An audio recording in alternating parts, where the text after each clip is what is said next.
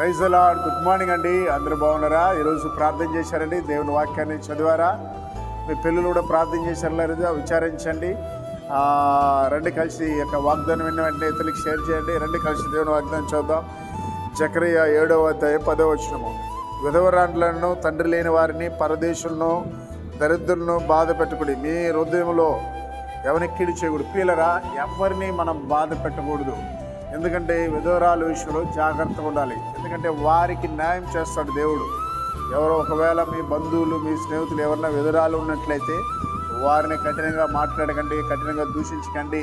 వారి పట్ల జాగ్రత్తగా వ్యవహరించండి. తల్లిదండ్రులు లేని వారి పట్ల కూడా మనం జాగ్రత్తగా వ్యవహరించాలి. వారిని ఏదైనా బాధ పెట్టినా దేవుని కోపం వస్తుంది. అలాగనే పరదేశులు, వేరే ప్రాంతం నుంచి వచ్చి మన దగ్గర బతుకుతున్న వాళ్ళని హీనంగా మాట్లాడకూడదండి. అలాగే గుడ్డివాళ్ళు, కుంటివాళ్ళని కూడా మన పొరపాటు కూడా ఏం చేయకూడదు, వారిని దూషించకూడదండి. కనుక ప్రియులారా, ఈ విషయంలో మనం జాగ్రత్తగా ఉంటే మనకు ఆశీర్వాదం. ఎంతోమంది తల్లిదండ్రులు లేని వారు ఉంటారు. మీరు ఉద్యోగం చేసే చోట లేదా కాలేజీలో, స్కూల్లో, సంఘాల్లో ఉంటారు. వాళ్ళని బాధ పెట్టకూడదు. మన విధురాలను కూడా ఏం చేయకూడదు, బాధపడకూడదు. దేవుడు నాతో మాట్లాడాడు. ఈ క్రిస్మస్ టైంలో ప్రతి సంవత్సరము విధురాళ్ళకి, గుడ్డి వాళ్ళకి, కుంటు వాళ్ళకి, వృద్ధులకి బెడ్షీట్లు ఇచ్చి మంచి భోజనం పెట్టమన్నాడు. కనుక 15 సంవత్సరాలుగా దేవుడు నాతో మాట్లాడిన యొక్క పని చేస్తున్నాను. ఎందుకంటే వాళ్ళు అలాగా తిని ఆశీర్వదిస్తే అది మనకెంతో దీవెన. కనుక దేవుడి మీకు తోడుగొండి వారి పట్ల జాలి చూపించమని మనం చేస్తున్నాం. ప్రార్థన చేద్దాం. దయగల ప్రభువా, ప్రేమల యేసయ్యా, పరిశుద్ధుడా, ఉదయకాల వాగ్దానం ఉన్న బిడ్డల మీద నీ యొక్క అభిషేకం ఉంచండి.